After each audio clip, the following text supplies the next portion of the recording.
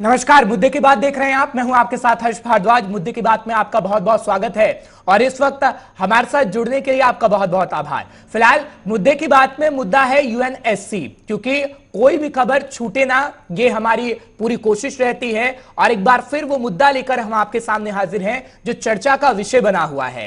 क्योंकि पाकिस्तान का जिक्र करते हैं तो पाकिस्तान को लताड़ लगाने का काम भारत की तरफ से किया गया है और आज आपको बताएंगे कि यूएनएससी की बैठक में भारत की तरफ से क्या कुछ कहा गया है। क्योंकि अफगानिस्तान की तरफ से मदद की गुहार लगाई गई थी, लेकिन भारत ने करारा जवाब चीन और पाकिस्तान को यूएनएससी के अंदर दिया है और अफगानिस्तान के साथ दोस्ती भी निभाई है। हालांकि अगर बात करें तो कुछ बातें ऐसी हैं जो जानने के लिए बहुत जरूरी है आपके लिए और उसको आपको जानना चाहिए, क्योंकि कई पड़ोसी देशों का जिक्र करें तो कई पड़ोसी देश भारत के साथ आए हैं और यूएनएससी बैठक में जब भारत अध्यक्षता कर रहा है तो एक्शन मोड में भारत नजर आया है। आज वही आपको बताने वाले हैं। मुद्दे की बात में तकरीबन आधे घंटे हमारे साथ जुड़ेंगे रक्षा विशेषज्ञ और विदेश मामलों के जानकार, जो आपको बताएंगे कि आखिर अफगानिस्तान का भविष्य क्या होगा और भारत आखिर क्या कुछ आगे करने वाला है। फिलहाल मुद्दे की बात की शुरुआत करते हैं। इस वक्त की ताजा जानकारी आपको देते हैं, क्योंकि पाकिस्तान को लगातार लताड़ लगाने का काम यूएनएससी में भारत की तरफ से किया गया है और आतंक को पनाह देने वालों की तय हो जिम्मेदारी, यह भी भारत की तरफ से कहा गया। अफगान के पड़ोसी देशों के लिए चिंता दरअसल बना हुआ है तालिबान। यह भी कहा गया है कि जो अफगानिस्तान के साथ मिलते हुए पड़ोसी देश हैं, कहीं ना कहीं आतंकवादियों से उनको खतरा है।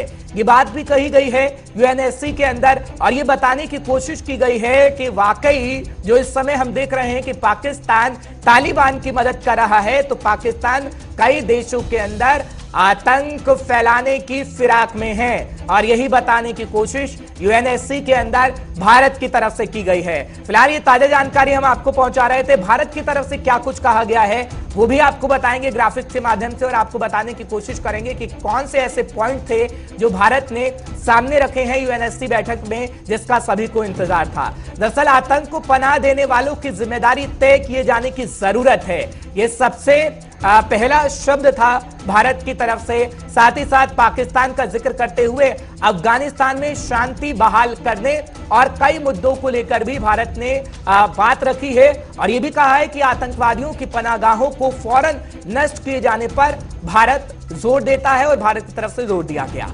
आतंकवाद के सभी स्वरूपों को कतई बर्दाश्त नहीं किया जाएगा और यह भी कहा गया है कि अफगानिस्तान का अतीत उसका भविष्य नहीं हो सकता है, यह भी भारत की तरफ से कहा गया। और क्षेत्र में आतंकवादियों की पनाहगाह को फौरन नष्ट करने की बहुत जरूरत है, इसमें तमाम देश ध्यान दें। अफगानिस्तान का पड़ोसी होने के नाते वहां की मौजूदा स्थिति हमारे लिए बड़ी चिंता का विषय है, भारत ने यह भी कहा है। और हिंसा कम होने का संकेत नहीं दिख रहा है, जिसके लिए सोचना होगा तमाम बड़े देशों को। यह भी भारत की तरफ से कहा गया है कि अफगानिस्तान की पूरी मदद करनी होगी और आतंक जो कोई भी देश नहीं चाहता है, लेकिन अफगानिस्तान के अंदर हम देख रहे हैं कि किस तरीके से तालिबान का कब्जा धीरे धीरे हो रहा है। तो हम आपको बताने की कोशिश कर रहे हैं कि एक्शन में किस तरीके से भारत है यूएनएससी के अंदर। फिलहाल दो खास मेहमान इस वक्त हमारे साथ जुड़ रहे हैं। प्रफुल्ल बख्शी साहब है, रक्षा विशेषज्ञ हैं। सर, आपका बहुत बहुत शुक्रिया मुद्दे की बात में आने के लिए। डॉक्टर संतेश कुमार सिंह हमारे साथ हैं, विदेश मामलों के जानकार हैं। सर, आपका भी बहुत बहुत शुक्रिया मुद्दे की बात में एक बार फिर आने के लिए। प्रफुल्ल बख्शी साहब, यूएनएससी की बैठक हो गई है और कहीं ना कहीं पाकिस्तान का वो चेहरा दिखाने की कोशिश भारत की तरफ से की गई है और ये कहा गया है कि अफगानिस्तान के साथ जितने भी लगते देश हैं उनसे उनको आतंकवाद से खतरा है और यही सोचना होगा। देखिए, भारत की आवाज यूनाइटेड नेशन सिक्योरिटी काउंसिल में मानी जाती है और भारत ने जब बोला है कि आतंकवाद से कई देशों को खतरा है जो अफगानिस्तान में पनप रहा है इस समय, अफगानिस्तान में जिसको फोर्स किया गया है, उस आतंकवाद के कारण अफगानिस्तान को ही नहीं खतरा बल्कि बाकी देशों को भी खतरा है, यहाँ तक कि भारत को भी खतरा है। क्वेश्चन ये है कि वो आतंकवाद आया अंदर कैसे? बिल्कुल ऐसे तो नहीं आया कि अफगानिस्तान में पैदा हुआ। अफगानिस्तान में पैदा किया गया है अमेरिका और पाकिस्तान के द्वारा। रशिया को निकालने के लिए तालिबान को पैदा किया गया। Taliban is the illegal child of America in Afghanistan, ये आपको मानना पड़ेगा और अमेरिका ही अब उससे ग्रस्त हो रहा है, अब बम कर दी है। ये बिल्कुल जिक्र है कि अगर आप जहरीला पौधा लगाएंगे तो आपको भी वो काटेगा। तो एग्जैक्टली वही चीज हो रही है और उससे और भी देश ग्रसित हो रहे हैं। पर यहाँ एक बात देखने की है, अब अफगानिस्तान की फोर्सेस पाकिस्तान के 25,000 30,000 सैनिकों के साथ मिलकर जो आगे बढ़ रहे हैं और अफगानिस्तान के ऊपर कब कैप्चर कर रहे हैं। अफगानिस्तान इसमें कठिन स्थिति में है, पर अफगानिस्तान जो तालिबान के जो फोर्सेस हैं ये कह रहे हैं, उनके लीडर कह रहे हैं कि हम अपनी पुरानी छवि को निकालना चाहते हैं, हम नो मोर टेररिस्ट हैं, हम एक जिसको कहते हैं शांति प्रिय देश बनाएंगे, अफगानिस्तान को टेररिज्म से दूर रहेंगे, इत्यादि इत्यादि। भारत के कश्मीर में नहीं दखल देंगे और अनेकों अच्छे काम करेंगे। ये सब कहने की बातें हैं, क्या वो कर पाएंगे? क्या रेडिकल इस्लाम इस कदर अफगानिस्तान और तालिबान से निकल जाएगा? क्या ISIS उसको निकलने देगी? क्या टर्की जो है उसको जो खलीफा बनने की सपने ले रहा है, क्या तालिबान को यहाँ पे उठता हुआ देख सकेगा? ये सारी की सारी चीजें जो हैं और भी इंस्टेबिलिटी पैदा करेगी इस रीजन के अंदर। और इसीलिए चाइनीज वरिड हैं। चाइनीज क्यों वरिड हैं? चाइनीज के जो नॉर्थ वेस्ट में उगियार प्रोविंस है वहां पे उन्होंने नया एक मिलिट्री लीडर लगा दिया है, क्योंकि उनको डर है कि ये जो इस्लामिक नेशनलिज्म, इस्लामिक टेररिज्म और रेडिकलिज्म है वो उकसाएगा उनके उगियार मुस्लिम को और उनको प्रॉब्लम खड़ी होगी। और चाइना उससे डरा हुआ खौफ खाए हुए है। तो मतलब ये है कि इस समय इक्वेशन ऐसी बन रही है, हर एक की स्थिति डिफिकल्ट है। चाइना की डिफिकल्ट है, अमेरिका की हो चुकी है, पाकिस्तान की डिफिकल्ट तब हो जाएगी कि अमेरिका फुल फ्लेजेड अटैक शुरू कर देगा, तो पाकिस्तान के 30,000 सैनिक जो हैं वो उसके बॉम्बिंग में आएंगे। भारत ने $3.5-4 बिलियन लगाए हुए हैं जो खतरे में आ सकते हैं तालिबान उनको डिस्ट्रॉय करने की कोशिश कर रहा पाकिस्तान के साथ, वहां प्रॉब्लम खड़ी होगी। तो इस समय स्थिति जो है टोटली इनस्टेबल है। और जितने CAR रिपब्लिक में जो रेडिकल इस्लामिक संस्थाएं हैं वो सब मौका के ताक में बैठे हुए हैं कि किस तरीके से उनका झुकाव पड़े। क्या वो उगियार मुस्लिम्स की मदद करेंगे, क्या वो तालिबान की मदद करेंगे, क्या करेंगे? तो ये सारा का सारा इस समय टोटली इनस्टेबल कंडीशन बन गई है। ठीक है, मैं लौटूंगा आपके पास संतोष कुमार साहब। ये बात मैं आपसे समझने की कोशिश करूंगा क्योंकि UNSC का जिक्र तो प्रफुल्ल बख्शी साहब कर रहे हैं, लेकिन उससे पहले एक बैठक हमने देखी थी, क्योंकि जब विदेश रणनीति का हम जिक्र करते हैं तो भारत की तरफ से कैसी नीति अपनाई गई वो तो आप बखूबी जानते हैं, लेकिन रूस का जब हम जिक्र करते हैं तो रूस ने भी एक अफगान को लेकर बैठक बुलाई, लेकिन भारत को निमंत्रण नहीं दिया गया। पाकिस्तान था, चीन था, लेकिन भारत को निमंत्रण नहीं। हमने देखा रूस के साथ हमारी दोस्ती कितनी अच्छी है, इस वक्त भी है जब हम बातचीत कर रहे हैं, लेकिन क्या इसे समझा जाए आगे आने वाले समय के लिए? देखिए हर्षजी, थैंक यू सो मच आपके सवाल के लिए। और ये बहुत इंपॉर्टेंट पॉइंट आपने रेज किया है। देखिए ग्लोबल पॉलिटिक्स जो है वो इतना स्ट्रेट नहीं है जितना स्टेट हम समझने की कोशिश कर रहे हैं। जैसे अभी सर बोल रहे थे, प्रफुल्ल सर बोल रहे थे, उन्होंने बहुत सारी इंपॉर्टेंट पॉइंट्स रेज किया, लेकिन उसमें एक पॉइंट मैं ऐड करूंगा जो जानना जरूरी है कि अंतरराष्ट्रीय राजनीति में ऐसा नहीं कि अमेरिका पहला कंट्री था जो इस तरह के एलिमेंट को बढ़ावा दिया। नो डाउट तालिबान आज जो भी है वो अमेरिका बनाया हुआ है, दुनिया जानती है, लेकिन तालिबान बनाने के पीछे कारण क्या है? अगर 1979 का घटनाक्रम पे जाते हैं, जब रसिया वहां इन्वर्जन करता है, घुसने की कोशिश करता है, उसके बाद से पूरा घटनाक्रम घटा। तो कोल्ड वॉर टाइम को अगर हम देखेंगे तो पूरा मामला गड़बड़ हो जाएगा। आज की 21वीं सदी के कॉन्टेक्स्ट में देखने की कोशिश हमें करना है, पूरा एक नया ग्लैंस हमें लेना पड़ेगा पिछले 30 साल का। आप देखेंगे ग्लोबल पॉलिटिक्स में 2001 एग्जांपल ले लीजिए, ग्वाट हुआ ग्लोबल वॉर ऑन टेररिज्म, जिसपे अगेंस्ट लड़ाई लड़ी गई। आज वही क्या टेररिज्म खत्म हो गया? अमेरिका के सामने सवाल है 20 साल बाद क्या आतंकवाद खत्म हो गया? वही जिसको भगाने की कोशिश कर रहे हैं उन्हीं के साथ आप टेबल बैठ के निगोशिएट कर रहे हैं। तो ऐसा नहीं है यहाँ निगोशिएशन में एक तरफ अमेरिका ईरान में बैठ के निगोशिएशन करना, ईरान कर रहा हूं, वहां पे जाके गल्फ कंट्रीज में बैठ के निगोशिएशन करना चाह रहा है, दूसरी तरफ रसिया बैठ के निगोशिएशन कर रहा है। ऐसा क्या हो गया अचानक जो ग्लोबल सुपर पावर्स हैं वो तालिबान के साथ डिस्कशन करना चाहते हैं टेबल बैठ के, और उसमें इंडिया का रोल तय नहीं होना चाहता है? तो कोई नहीं चाहता। इसका मुद्दा क्या है, इसका रीजन क्या है? तो कहीं ना कहीं हर व्यक्ति, हर कंट्री बेसिकली अपने अपने नेशनल इंटरेस्ट को कॉन्टेक्स्ट रखते हुए अपनी स्थिति मजबूत करने की कोशिश, पूरे जो ये कॉम्प्लिकेशन है इसमें वो लाभ पाने की कोशिश कर रहा है। तो इसमें देखना है कि इंडिया को क्या मिल रहा है, इंडिया को क्या नहीं मिल रहा है। जैसे सर ने भी बोला कि इंडिया को वहां स्टेक है डायरेक्ट। आप कुछ लोग देखिए $2.5-3-4 मिलियन का कोई नुकसान नहीं है भारत जैसे देश के जो राइज कर रहा है। सवाल वो नहीं, बात यहाँ स्ट्रेटेजिक पॉइंट की है। इंडिया का इन्वेस्टमेंट वहां पे सामरिक कारणों से था, उसका कारण ये था हमारा सबसे बड़ा दुश्मन कौन? चाइना। हमारा सबसे बड़ा दुश्मन कौन? पाकिस्तान। ये दोनों देशों के बीच अफगानिस्तान खड़ा था, जिसका लाभ हमें मिल रहा था जी। तो पैसे बचाने से ज्यादा जरूरी है अपनी राष्ट्रीय सुरक्षा के लिए काम करना। तो मुझे राष्ट्रीय सुरक्षा तब है जब पाकिस्तान अफगानिस्तान सुरक्षित है। अफगानिस्तान सुरक्षित नहीं। अच्छा, एक चीज जान लीजिए, आप बता दूं, पाकिस्तान जो है तालिबान साथ खड़ा है, ऐसा नहीं तालिबान पाकिस्तान के लिए अच्छा है। तो तालिबान यहां तक कह दिया कि पाकिस्तान को सबक सिखा देंगे। और यूगर मुस्लिम की बात किया उन्होंने चाइना की, तो वो मुस्लिम्स को बैक करेगा तालिबान, वो चाइना भी जानता है, वो कितना भी हो। लेकिन यहां सवाल उठता है, हम डूबेंगे सनम लेकिन तुम्हें ले डूबेंगे। तो सवाल यह है कि पाकिस्तान जानता है नुकसान होगा, लेकिन हमसे ज्यादा नुकसान भारत को होगा रिलेटिवली। हम तो फिर भी इस्लाम के नाम पे एक साथ हो लेंगे, रेडिकलिज्म के नाम साथ हो लेंगे, आतंकवादी हमारे यहाँ उनको बैठा के टेबल डिस्कस करके एक साथ हो लेंगे, लेकिन इंडिया क्या करेगा? उसके पास ऑप्शन नहीं है।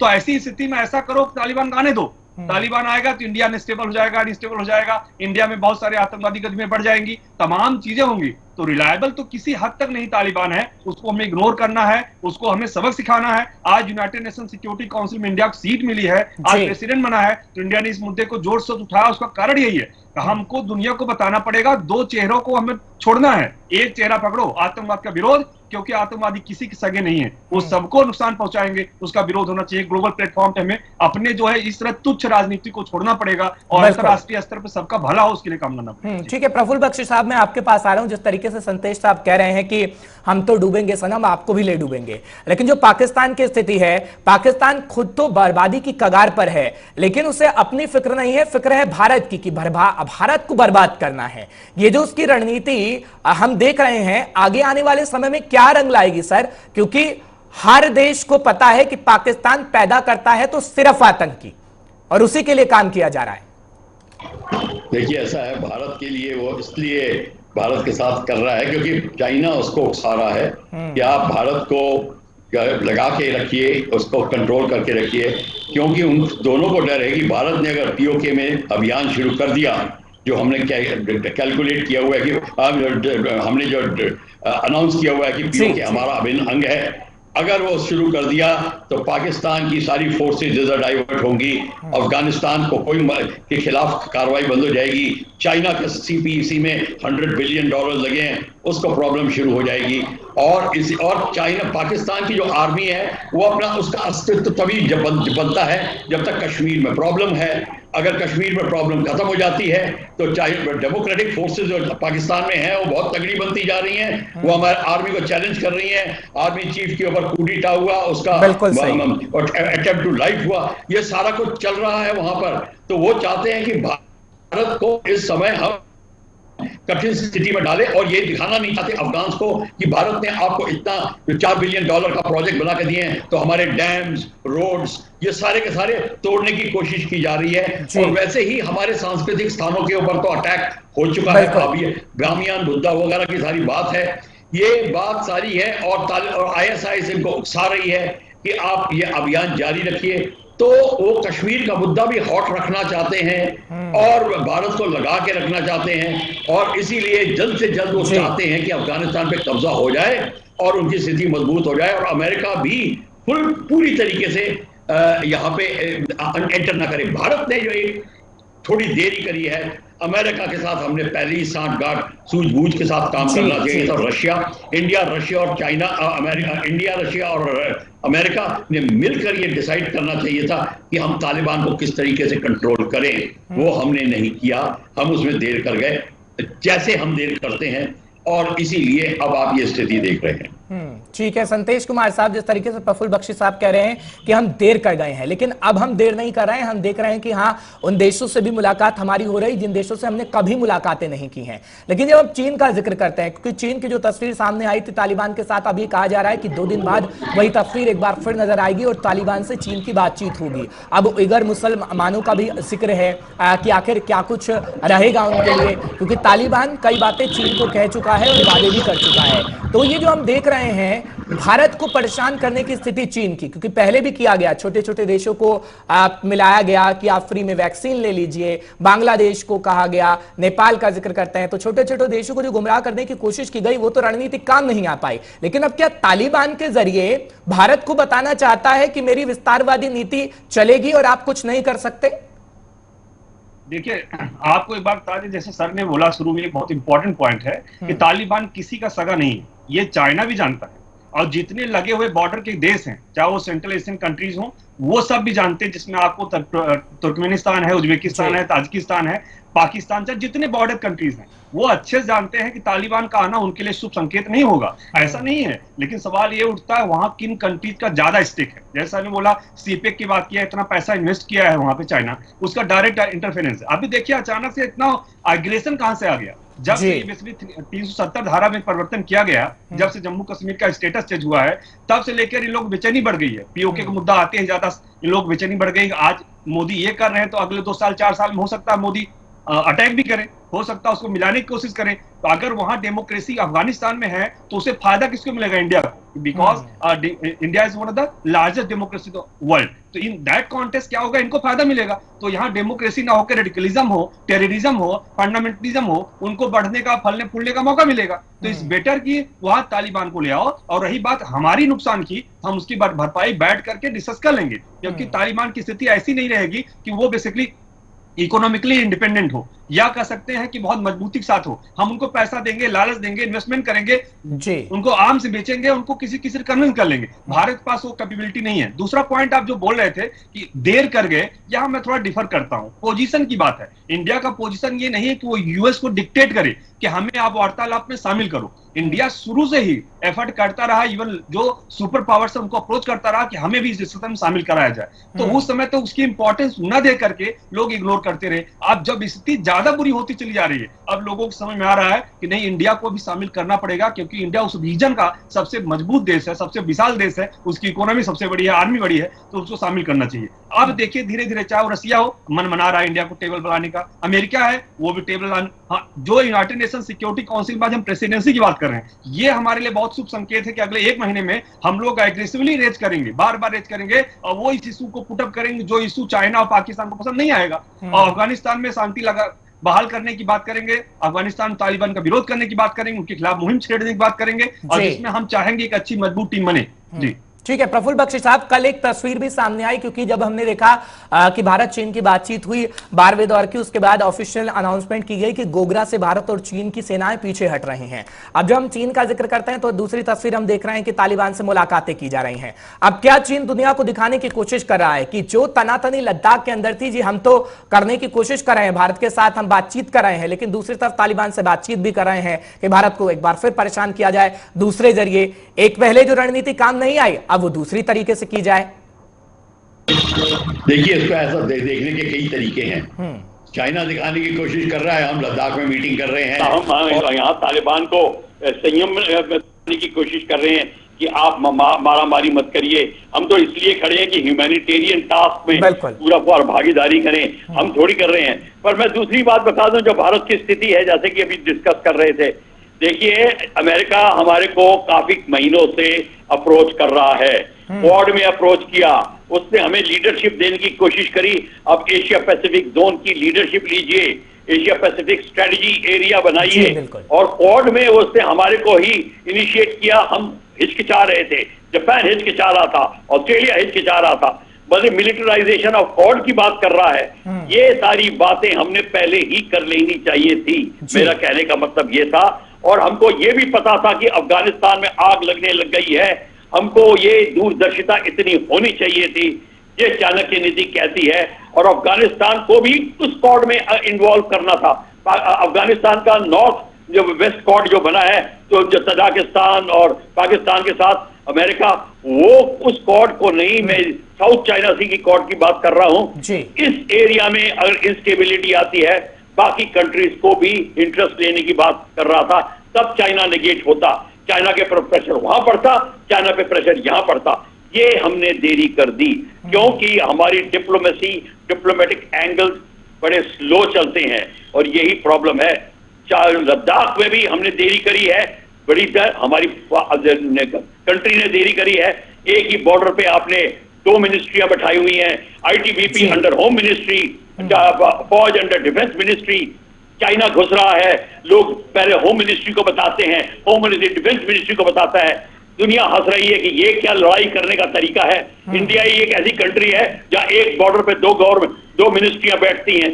ये सारी की सारी हमारी कमजोरियां, चाहे विदेश नीति में हो चाहे डिफेंस मिनिस्ट्री में हो, इसको हमें दुरुस्त करना पड़ेगा, नहीं तो हमारे भी संकट भारी पड़ेगा। ठीक है संतेश कुमार साहब, जिस तरीके से प्रफुल्ल बख्शी साहब ने कहा कि कुछ कमजोरियां हैं उसे दूर करिए, रणनीतियां हैं उससे बनाइए, क्योंकि रणनीति में बदलाव तो करना पड़ेगा और कर भी रहे हैं। हम देख रहे हैं कि विदेश मंत्री एस जयशंकर साहब मुलाकातें भी कर रहे हैं, अमेरिका के विदेश मंत्री भारत आए और एससीओ की मीटिंग इससे पहले हुई, विदेश मंत्री साहब बाहर गए। तो क्या रणनीति में बदलाव करने की और जरूरत है? क्योंकि अमेरिका तो अब अपनी भूमिका दिखा रहा है कि भैया हम तो भारत के साथ हैं और जितना हो सकेगा भारत को भी कहीं ना कहीं अमेरिका के साथ मिलना होगा, क्योंकि अमेरिका दुनिया का सबसे बड़ा देश और चीन वही बनना चाहता है, लेकिन अमेरिका ऐसा होना नहीं देगा।